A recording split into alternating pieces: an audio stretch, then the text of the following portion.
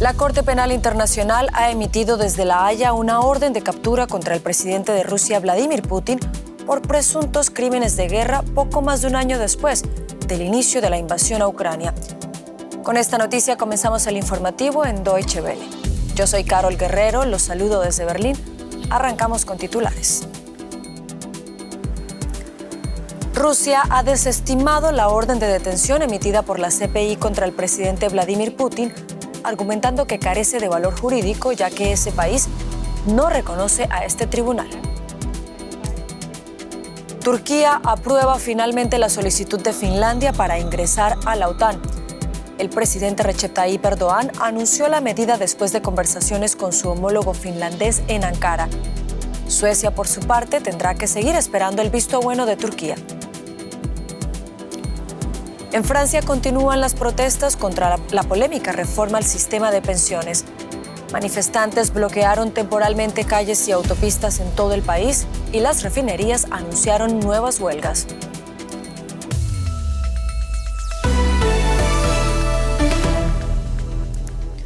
La Corte Penal Internacional de La Haya ha emitido una orden de detención contra el presidente de Rusia, Vladimir Putin, por presuntos crímenes de guerra en Ucrania.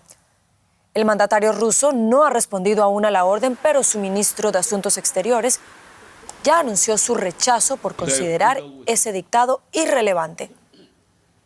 El tribunal ha señalado que la orden se dictó, entre otras cosas, por la presunta implicación de Putin en la deportación y traslado ilegal de niños desde las zonas ocupadas de Ucrania.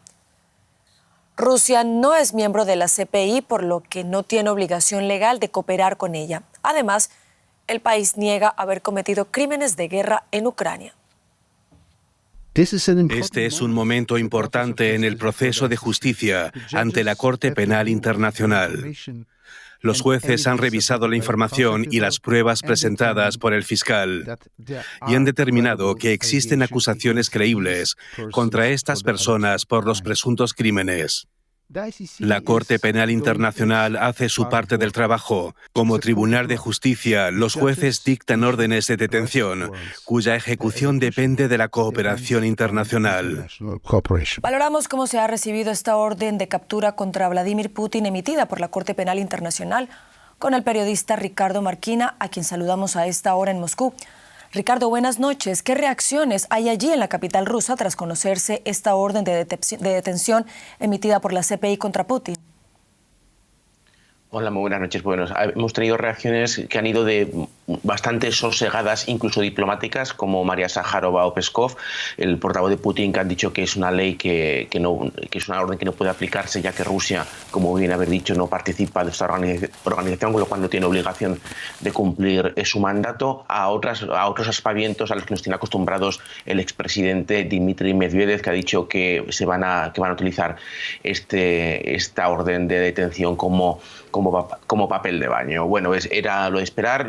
Lo sorprendente es que Putin hoy sí que ha hablado en el 9º aniversario de la anexión de Crimea y no ha tenido ni una sola palabra. Entendemos que, aunque en cierta manera esta orden de detención es papel mojado para Rusia, no van a querer darle demasiado altavoz de cara a los medios internos, al público interno, porque evidentemente deja muy mal lugar a su presidente y seguramente pasen sobre este tema muy rápidamente. Ricardo, a largo plazo, ¿qué repercusiones podrá tener para el presidente ruso esta orden de arresto en su contra?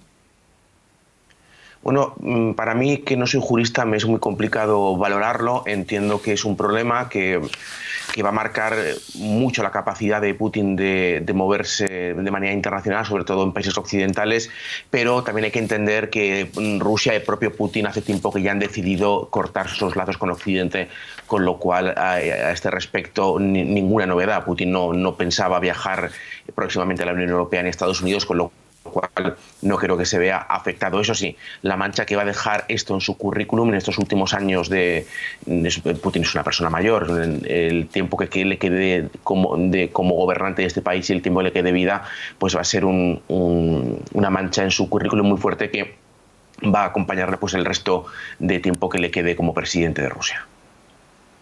Ricardo Marquina en Moscú, gracias por estas informaciones a propósito de esta orden de captura dictada por la CPI contra Putin. Y efectivamente analizamos el alcance de esta orden de detención contra el presidente de Rusia, Vladimir Putin, emitida este viernes por la Corte Penal Internacional, con el exfiscal de la CPI, Luis Moreno Ocampo. Señor Moreno Ocampo, muchas gracias por atendernos. Como era de esperarse, Rusia no ha tardado en reaccionar a este anuncio que se ha hecho desde La Haya. El Kremlin niega el valor jurídico de esta orden de captura y no reconoce la competencia de este tribunal. ¿Cuál es entonces la repercusión real de esta orden de detención contra el presidente ruso? Esta es la belleza de una corte. El presidente Putin puede pensar lo que quiera, pero si él quiere estar exonerado, tiene que presentar a sus abogados frente a la corte y presentar los argumentos. Mientras tanto, hay una orden de arresto que se va a implementar apenas el presidente Putin pise uno de los 123 países que son miembros de la corte.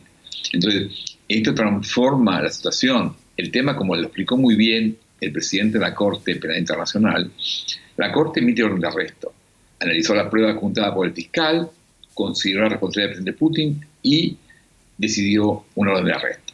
Ahora, la implementación no depende de la Corte. Una Corte Penal Internacional no tiene una policía internacional, no hay una policía internacional. Entonces, es diferente que cuando un juez alemán ordena un arresto, no hay una policía que vaya a implementar el arresto, es decisión más política. Y ahí por eso intervienen los actores políticos, por eso está muy bien que el secretario general de la NATO haya dicho que él se va a juntar con Putin. Perfecto, eso hace falta. Hace falta que los líderes políticos se reúnen con Putin y terminen con la guerra, y terminen con los crímenes. Eso hace falta. La Corte hizo su tarea. Ahora necesitamos que los líderes políticos hagan la suya. Que no sea la guerra, sino que sea fin de la guerra y que manejen el conflicto de otra forma. Señor Moreno Ocampo, con esta orden de captura podemos deducir que la Corte Penal Internacional tiene evidencia contundente contra Vladimir Putin por crímenes de guerra.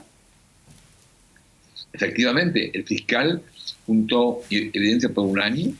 Hace pocos días estuvo en Ucrania hablando de que los chicos no pueden ser las víctimas de la guerra. Los jueces estuvieron más de 3 semanas analizando la prueba y concluyeron que había prueba suficiente para emitir la orden de arresto. Así que esto ya ocurrió judicialmente. Los jueces de la Corte Penal Internacional son los únicos que tienen autoridad para investigar a un jefe de Estado. Y por eso es tan importante esta decisión. ¿Y cree usted que esta orden de detención contra Vladimir Putin pueda cambiar de alguna forma el rumbo de esta guerra en Ucrania, señor Moreno Ocampo? Bueno, eso depende ahora de los líderes políticos. Cuando la Fiscalía, cuando la Corte Penal Internacional emitió orden de arresto contra el presidente Bashir de Sudán, lo que ocurrió fue que hubo un esfuerzo. Entonces tomaron ventaja líderes políticos como el presidente Obama para forzar una negociación con el presidente Bashir que terminó con un acuerdo. Y esto, recién años después, pasó que el presidente Bashir fue removido de su cargo y está preso finalmente. Tardó muchos años, pero fue el comienzo de tener la guerra, ¿no? Y de tener los crímenes. La oportunidad que hay ahora es que los líderes políticos utilicen la orden de arresto para hacer una discusión con Putin y terminar con la guerra. Pueden ofrecerle a Putin alternativas. Legalmente, el Consejo de Seguridad de Naciones Unidas puede suspender la orden de arresto si hay una negociación. Entonces, esta decisión de la judicial abre un espacio distinto de manejo del conflicto. Señor Luis Moreno Ocampo, exfiscal de la Corte Penal Internacional, muchas gracias por habernos ayudado a entender un poco las repercusiones de esta orden de captura dictada por la CPI contra Vladimir Putin. A ustedes, muchas gracias. Y Turquía dio luz verde a la entrada de Finlandia en la OTAN tras la última ronda de negociaciones que lideraron el presidente turco Recep Tayyip Erdoğan y su homólogo finlandés Sauli Niinisto en Ankara. Esto despeja uno de los últimos obstáculos para el ingreso del país nórdico en la alianza. Hungría es ahora el único miembro de la OTAN que no ha aprobado la candidatura del país nórdico. Otro asunto es Suecia, que ya asumió públicamente esta semana que entraría probablemente más tarde en la alianza por los recelos de Ankara respecto a su trato a algunos grupos como el PKK, considerados grupos terroristas por la Unión Europea. Con más informaciones sobre este visto bueno de Turquía al ingreso de Finlandia a la OTAN, se encuentra el periodista Andrés Mourenza, a quien saludamos a esta hora en Estambul. Andrés, buenas noches. ¿Cómo sigue ahora este proceso en Turquía? Cuéntanos. Buenas noches. Pues efectivamente Erdogan ha informado de que ya ha transmitido al Parlamento turco la propuesta de ratificación de la entrada de Finlandia en la OTAN. Esta propuesta de ratificación será discutida a nivel de comisión parlamentaria y posteriormente se pasará a su votación plenaria. Se tienen que acelerar los pasos porque el Parlamento turco entra en receso a mediados de abril de cara a las elecciones del mes de mayo. Así que Erdogan ha dicho que espera que esté aprobada, esté ratificada esta entrada de Finlandia en el Parlamento turco antes de estos comicios. Es probable que se dé. Otro caso es Suecia, en el caso de que deberíamos esperar a las elecciones. A propósito de Suecia, ¿qué va a pasar con con el posible ingreso de ese país? ¿Qué tan cerca está la posibilidad de que Ankara también dé luz verde a su ingreso a la OTAN?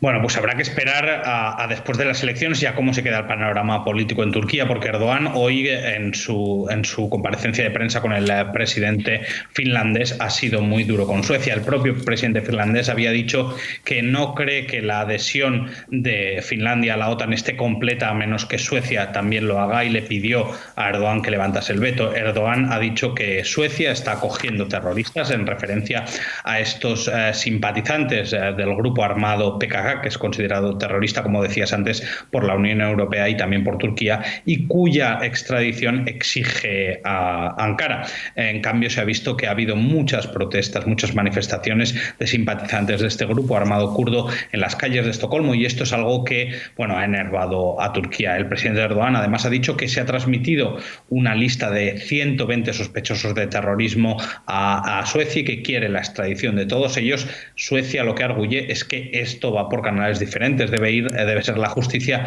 la que decida, porque en muchos casos estamos hablando de personas que han accedido al estatus de refugiado en Suecia, que tienen residencia en Suecia, que habitan allí desde hace años y que no se han visto nunca involucrados en actividades armadas, pese a lo cual están acusados de terrorismo por el gobierno turco.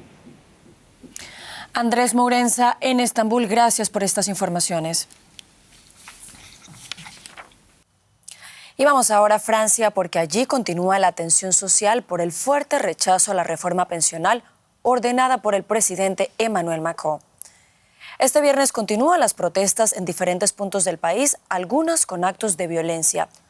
Hoy la oposición presentó 2 mociones de censura contra el gobierno de Macron, que de recibir el respaldo de una mayoría parlamentaria obligaría al Ejecutivo galo a presentar su dimisión. Cañones de agua y gases lacrimógenos en el centro de la capital francesa. Cientos de detenciones. Ese es el saldo tras la aprobación de la reforma de la ley de pensiones. Las calles de París y otras ciudades de Francia se han convertido en un hervidero de manifestantes indignados por el retraso de la edad de jubilación hasta los 64 años. El gobierno debe comprender que no estamos en la calle por gusto y que el futuro de Francia lo construimos nosotros y su economía la construimos nosotros. Y para que funcione necesitamos buenas condiciones en las que no trabajemos demasiado tiempo.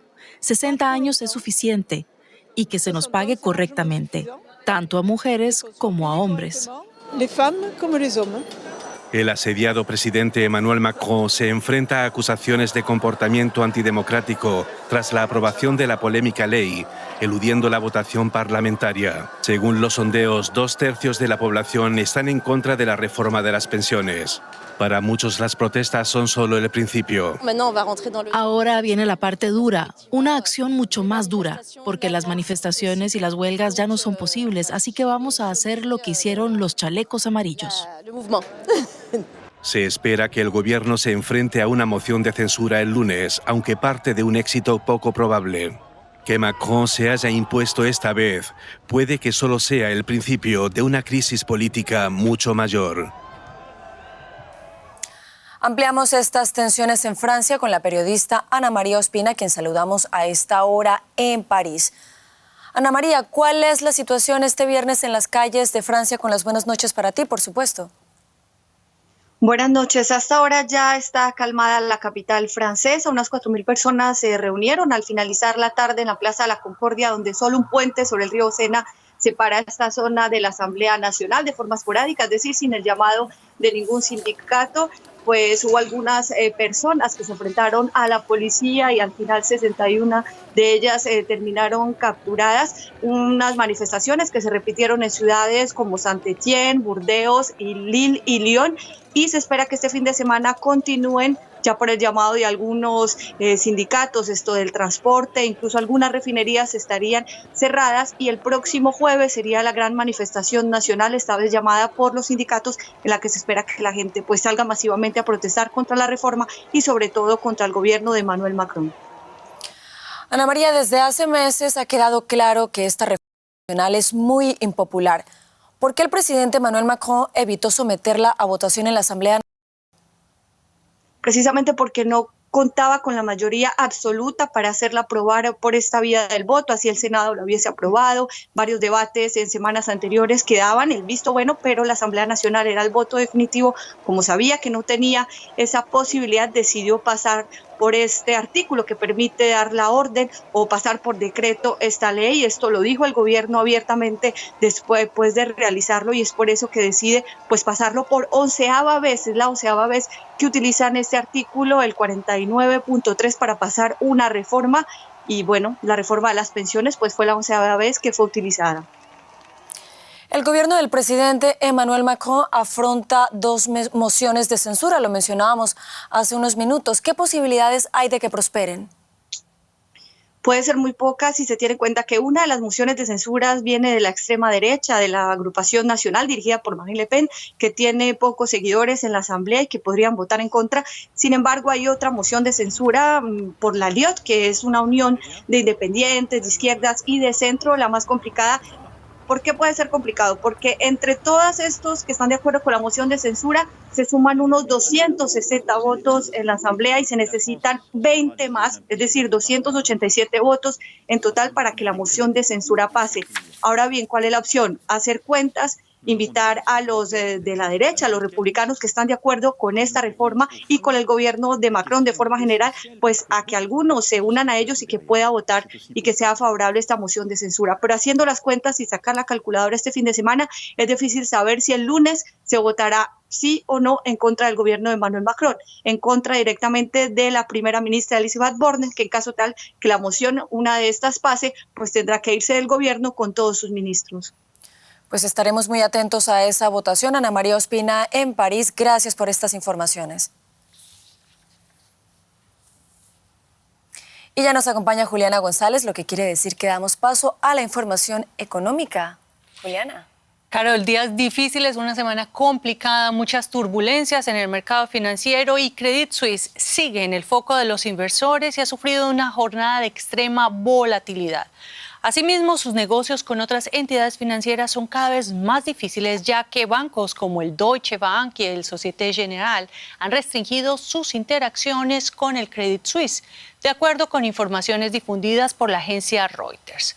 Todo ello pese a la ayuda financiera del Banco Central Suizo, que al amanecer del jueves le otorgó una línea de crédito por valor de 50.000 millones y a la que el Credit Suisse puso como colateral activos por el mismo valor. Sin embargo, el mercado se muestra insatisfecho y la desconfianza de los inversores presente. Y este banco suizo es uno de los más antiguos de Europa y lleva 3 años de escándalos pequeños y grandes. Pero actualmente su situación es equivalente a los cuidados intensivos. Y ampliamos los detalles con José David Navarro. José, un gusto saludarte. Credit Suisse es una de esas 30 entidades bancarias consideradas de riesgo sistémico, es decir, con impacto mundial. Pese al intento de rescate, la acción cayó de nuevo este viernes. La pregunta, José, es ¿qué destino le depara al Credit Suisse? Pues, Juliana, realmente el futuro del Credit Suisse es muy incierto en estos momentos y eso está generando mucho estrés en los mercados. Tú lo decías, las acciones, a pesar de que ayer subieron, hoy vuelven a el terreno negativo. Por una parte, se escucha que el gobierno de Suiza podría estar buscando algunos contactos para que se uniese con la entidad rival UBS, pero por otra parte, se escucha que son los mismos bancos los que no querrían esa solución. Una opción para el Credit Suisse, según algunos analistas, sería que se vendiese, por ejemplo, por partes o que el gran banco acabase troceado. Para tranquilidad de una parte del mercado y de los inversionistas, como tú decías, Juliana, es una de las 30 entidades internacionales consideradas de riesgo sistémico, así que al menos se espera que haya tenido una supervisión mucho más estricta que otras entidades, pero aún así la incertidumbre pesa en los mercados y las acciones han vuelto a caer este viernes. Y la situación no es mejor en Estados Unidos. Las dudas en torno al First Bank persisten. Sus acciones vuelven a desplomarse esta jornada en un 33% después del anuncio de suspender sus dividendos y tras las voces que auguran una perspectiva nefasta para este banco. Estas pérdidas echan por la borda las ganancias obtenidas tras el anuncio de rescate por valor de $30.000 millones.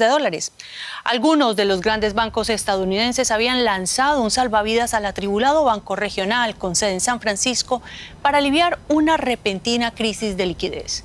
Entre los bancos salvadores se encuentran JP Morgan Chase, Citigroup, Bank of America y Goldman Sachs.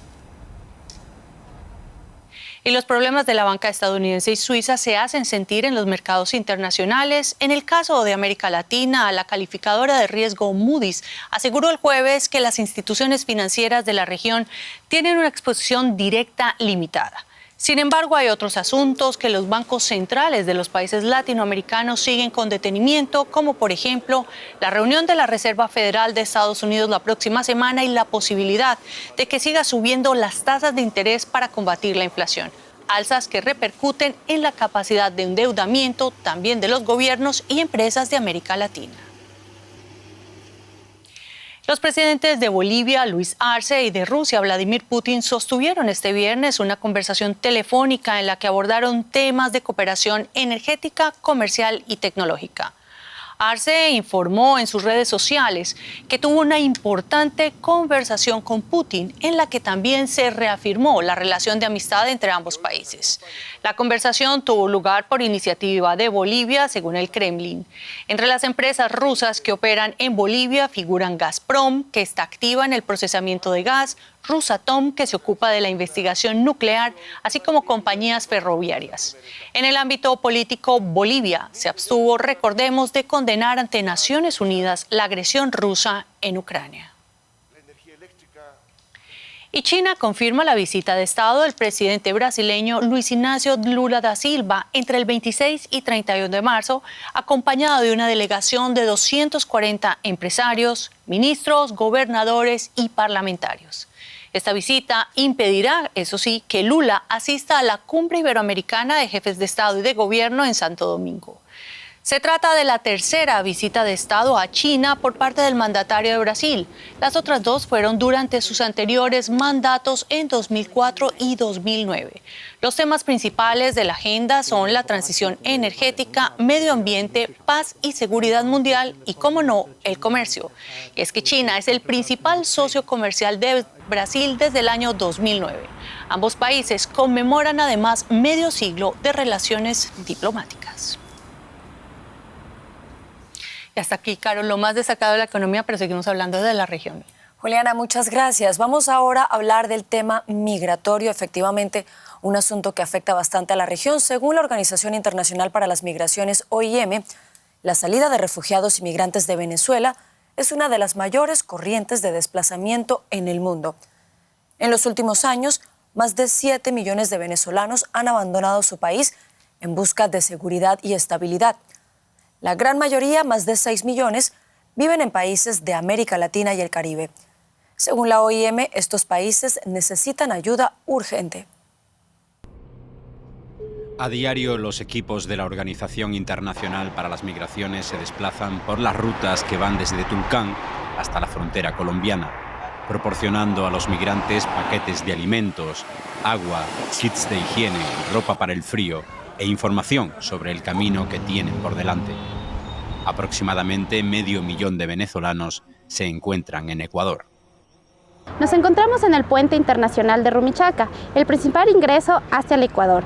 Sin embargo, esta frontera es bastante permeable y calculamos que por los pasos irregulares recibimos alrededor de 1.500 a 1.700 personas de nacionalidad venezolana que desean ingresar al Ecuador buscando mejores condiciones de vida. Los refugiados y migrantes venezolanos en la región siguen luchando para poder cubrir sus necesidades más básicas como las de alimentos, cuidados de la salud, educación y vivienda. El costo de la vida cada vez más elevado, los efectos colaterales de la pandemia de COVID-19, la falta de documentación que respalde su estatus de regularidad y las altas tasas de desempleo los han dejado en un especial estado de vulnerabilidad. Mi mamá tenía temor y la familia no quería, pero el futuro era, yo era como decir el más joven y yo sé que tengo que buscar el futuro a mi niña, por eso fue que me dejaron. Mi mamá me dijo sí, acepto de que migres. Según las autoridades locales, más de 250.000 de personas transitaron por Ecuador en 2022. Los migrantes recorren miles de kilómetros a pie por el arcén de las carreteras, a través de terrenos peligrosos y condiciones climáticas adversas, exponiéndose a todo tipo de peligros y amenazas, incluidos grupos delictivos y contrabandistas. Vamos ahora con un resumen de otros hechos que también son noticia en esta jornada de viernes. A partir de 2025, el Parlamento alemán se reducirá a 630 miembros. Así lo decidieron los diputados socialdemócratas, verdes y liberales, pese a la oposición conservadora y de izquierdas. En el futuro dejarán de existir los llamados mandatos o escaños suplementarios. Los partidos con menos del 5% de representación ya no entrarán en el Parlamento alemán. La ministra alemana de Educación viajará la próxima semana a Taiwán, en la que será la primera visita a nivel ministerial de un representante del gobierno de Alemania en 26 años. La visita se produce en medio de las crecientes tensiones entre China y Occidente, en particular por Taiwán. Y llegamos hacia el final del informativo. Sigan conectados a Deutsche Welle. Yo los espero en menos de una hora con más noticias. Sigan con nosotros.